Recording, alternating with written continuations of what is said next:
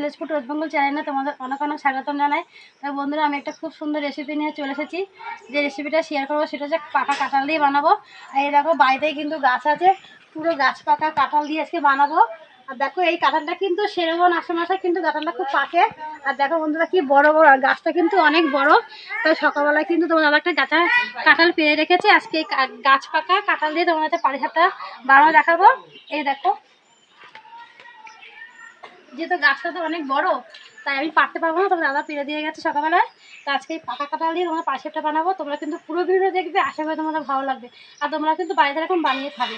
তো প্রথমে রান্নাঘরে যাবো, কাঁঠালটাকে ছাড়িয়ে নেবো। তো চলো রান্নাঘরে যাই। প্রথমে কাঁঠালটাকে ছাড়িয়ে নেবো, তাহলে পুরো গাছ পাকা। তাই দেখো, হাত দেওয়ার সাথে সাথেই ছাড়িয়ে নিচ্ছি।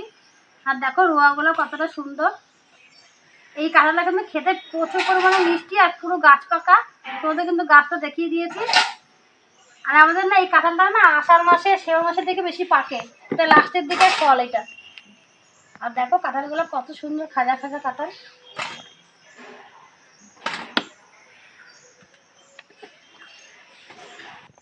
একটা লাইনে কতগুলি কাঁঠাল বেরিয়েছে। আর এই কাঁঠালটা প্রচুর পরিমাণে মিষ্টি। আমরা কিন্তু সকালবেলা জলখাবারটা মুড়ি দিয়ে কাঁঠাল দিয়ে খেতে কিন্তু ভীষণ ভালো লাগে। কে কে মুড়ি দিয়ে কাঁঠাল খাইতে ভালোবাসে কমেন্ট করে কিন্তু জানাবে। পুরো গাছ পাকা কাঁঠাল। আজকে এটা দিয়ে তোমাদের সুন্দর একটা রেসিপি দেখাবো। তোমরা হয়তো ভাববে যে কাঁঠাল দিয়ে কি পাটিসাপটা বানানো যায়। হ্যাঁ, তোমরা কিন্তু ভিডিওটা দেখবে, দেখে বানাবে। ভীষণ ভালো একটা রেসিপি। প্রথমে ছাড়িয়ে নেবো, দেখো বীজটাকে ফেলে দেবো। আর এই কাঁঠালের ভিতরে কিন্তু একটা কি থাকে, যে এটা খেলে কিন্তু পেটে ব্যথা করে। এই ভুষার মতন কি, এটা কখনো তোমরা খাবে না, এরকম ফেলে দেবে। একটা মিক্সির জার নিয়ে নিয়েছি, ওটা আমাদের দিয়ে দেবো। কাঁঠালগুলো সব ছাড়িয়ে এইভাবে নেব। এই কাঁঠালের বীজ কিন্তু ফেলবো না, এটা কিন্তু ঘরে খেয়ে নেবো। কাঁঠালে কিন্তু কোনো কিছুই কিন্তু ফেলা যায় না, সব কিছুই কিন্তু খাওয়া যায়। সব ছাড়িয়ে নিয়েছি, এবার এটা পেস্ট করে নিয়েছি, তোমাদের দেখাবো। পেস্ট করে নিয়ে এসেছি, এই দেখো ঠিক এরকম করে পেস্ট করবে। এবার একটা আলাদা পাত্র নিয়ে নিয়েছি, এই পাত্রের মধ্যে একটু ছেঁকে নেবো। তোমাদের ছেঁকনি থাকলে ছেঁকে নিতে পারো। আমার এই মশারির জালে না আমার সুবিধা হয়, তার জন্য আমি মশারি জালে কিন্তু ওদেরকে দেখানোর চেষ্টা করি। এবার ঢেলে নেবো।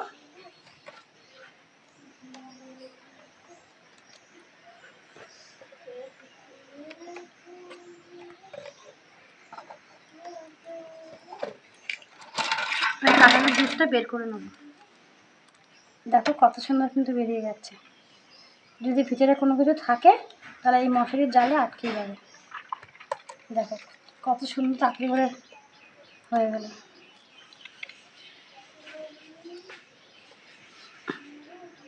এই দেখো এখানে কত ছাবড়া পড়ে আছে, তাই এটাকে নেবো না, এটাকে ফেলে দেবো।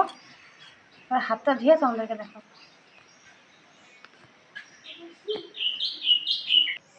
ওইদিকে কাঁঠালটাকে পেস্ট করে নিয়েছি, এইদিকে আমি আবার একটা ছোটো মিক্সির জার নিয়ে নিয়েছি। জারের মধ্যে 5 টাকা দামের একটু সুজি নিয়ে নিয়েছি। এটা 100 গ্রাম, এটা 5 টাকা 50 গ্রাম সুজি। তোমরা চাইলে 100 গ্রাম সুজি দিয়ে করতে পারো, যেহেতু এখানে আমি কম দিয়ে করব তাই আমি কম পরিমাণ সুজি নিয়েছি। এই প্যাকেটের দাম কিন্তু 10 টাকা। এটা কিন্তু ঘরেও আমি অর্ধেক কাজে লাগিয়েছিলাম, আর হাফ কিন্তু আমি এটাই নিলাম। তাহলে এটার মধ্যে 100 গ্রাম থাকে, তাহলে 50 গ্রাম মতো নিয়েছি আমি। এবারে এখানে গরুর দিয়ে দেবো, এটা কিন্তু বাড়ির গরুর দুধ। এবার এটাকে পেস্ট করে এনে তোমরা দেখাবো আবার। সুজি আর দুধটাকে পেস্ট করে নিয়েছি, এবার ঢেলে নেবো একটা পাত্রের মধ্যে।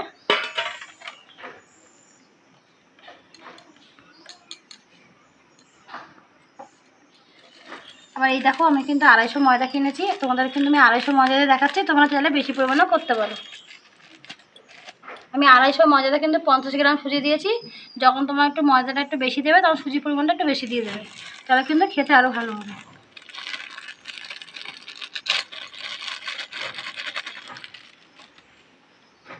একটু সামান্য পরিমাণে একটু এলাচ গুঁড়ো দিয়ে দেবো।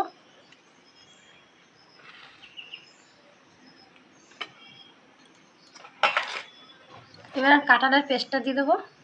আমি একবারে ঢালবো না, আমি অল্প অল্প করে নিয়ে নেব। এবার সামান্য পরিমাণে একটু নুন দিয়ে দেবো। এবার নুন দিয়ে এটা ভালো করে মিশাবো। তারপর যদি দেখো দুধ লাগবে, তোমার কিন্তু কোনো জল ব্যবহার করবে না, এখানে দুধ দিয়েই করবে। যেহেতু এখানে আমার দুধ লাগবে, তাই এ দেখো আমি এখানে অল্প অল্প দুধ ঢালবো। আর এটাকে একটা পাতলা একটা ব্যাটার তৈরি করে নেবো। খুব পাতলাও না, খুব গাঢ়ও না, একটা মিডিয়াম ব্যাটার।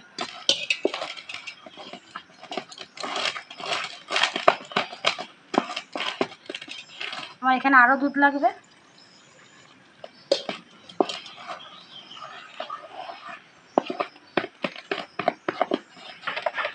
দেখো মিডিয়াম একটা ব্যাটার তৈরি করে নিয়েছি।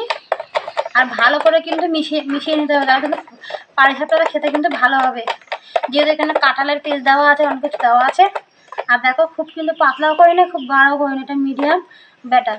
এবার এর মধ্যে তোমার যদি মনে করো যে একটু মিষ্টি খাবে, তা একটু চিনি ব্যবহার করতে পারো, নাহলে গুড় ব্যবহার করতে পারো।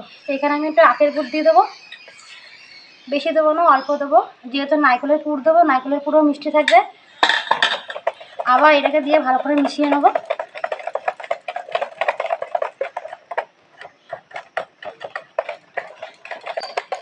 ব্যাটারটা তৈরি করে নিলাম। এবার এই পাটিসাপটার মধ্যে আমি যেহেতু পুর দেবো, তাই এখানে নারকেল নিয়ে নিয়েছি। একটা নারকেলটাকে আমি আগের দিয়ে কুড়িয়ে নিয়েছি। তোমরা চাইলে কিন্তু সন্দেশ দিয়েও করতে পারো। তো আমি এবার এর মধ্যে একটু গুড় দেবো। এটা কিন্তু আখের গুড়, তোমরা চাইলে চিনি দিয়েও করতে পারো বা সন্দেশ দিয়েও করতে পারো, মানে সন্দেশ দিয়ে করতে পারো বা এই নারকেলটাকে চিনি দিয়েও করতে পারো। এবার এর মধ্যে এলাচ দিয়ে দেবো, দিয়ে এবার হাত দিয়ে ভালো করে মেখে নেবো।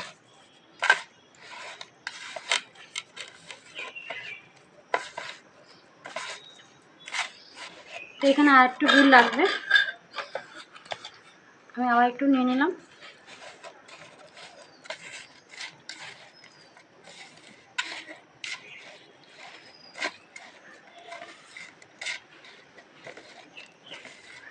নারকেল আর গুড়টাকে ভালো করে মাখিয়ে নিয়েছি এলাচ দিয়ে।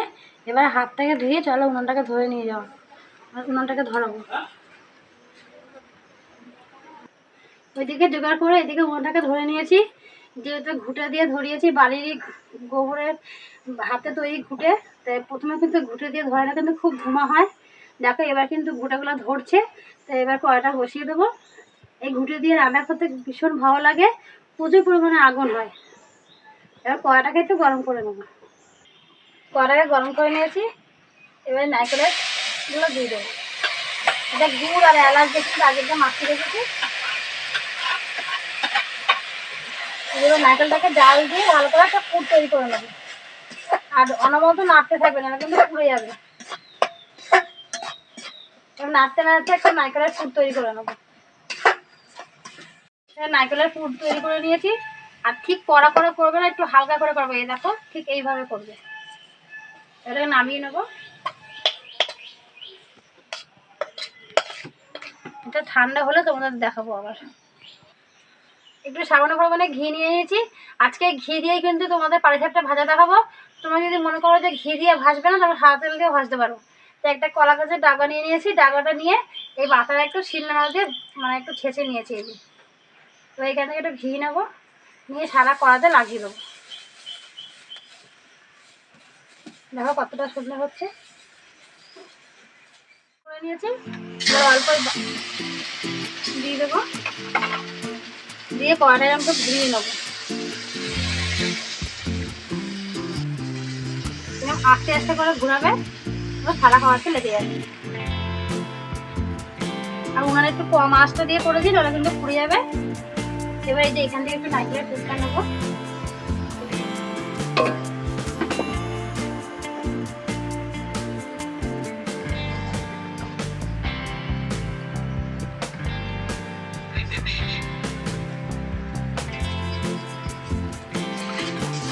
সাইড থেকে আস্তে করে নাড়াচাড়া দিয়ে দিচ্ছি।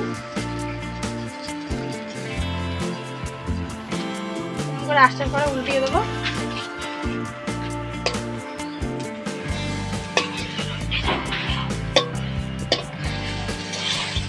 দেখো কতটা সুন্দর লাগছে।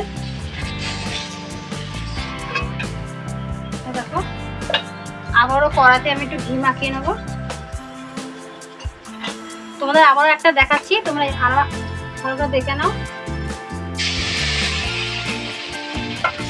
কড়াটা এরকম আস্তে আস্তে করে নেবো, দিয়ে চারপাশে লাগিয়ে দেবো।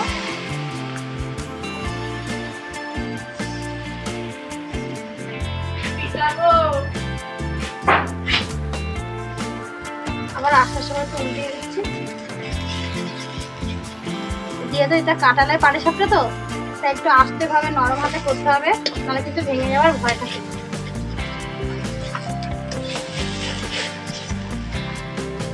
এটা তুলে নেবো। এইভাবে আমি সমস্ত পাটিসাপটাগুলো ভেজে নেবো। আবারও কড়াইয়ের মধ্যে আমি ঘি মাখিয়ে দিচ্ছি।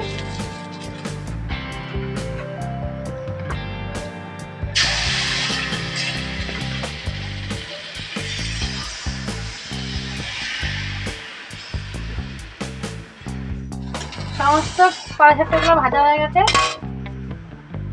দেখো কতটা সুন্দর লাগছে কাঁঠাল দিয়ে, মানে কাঁঠাল দিয়েই করেছি পাটিসাপটাটা। আর ঠিক এরকম ভাবেই ভাজবে একটু, যেহেতু এখানে মিষ্টি দেওয়া আছে। তোমরা কিন্তু এই রেসিপিটা কেমন হবে তোমরা তো অবশ্যই কমেন্ট করে জানাবে, আর তোমরা কিন্তু বাড়িতে বানিয়ে খাবে। অবশেষে আমার পাকা কাঁঠালের পাটিসাপটা হয়ে গেছে। আজকে আমি খেয়ে বলবো কেমন হয়েছে। এখান থেকে একটা নিয়ে নেবো। এই দেখো,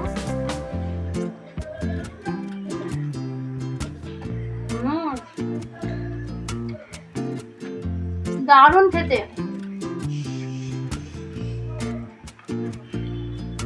না করলে বুঝবেই না বাবা কতটা সুন্দর। তোমরা কিন্তু বাড়িতে অবশ্যই বানাবে, এটা ছোট বড় সবাই পছন্দ করবে। তাই তোমাদের এই রেসিপিটা কেমন লাগবে অবশ্যই কমেন্ট করে জানাবে। আর যারা ইউটিউব থেকে দেখেছো তারা ইউটিউব চ্যানেলটাকে সাবস্ক্রাইব করে দেবে, আর ফেসবুক পেজ থেকে দেখলে ফেসবুক পেজটাকে ফলো করে দেবে।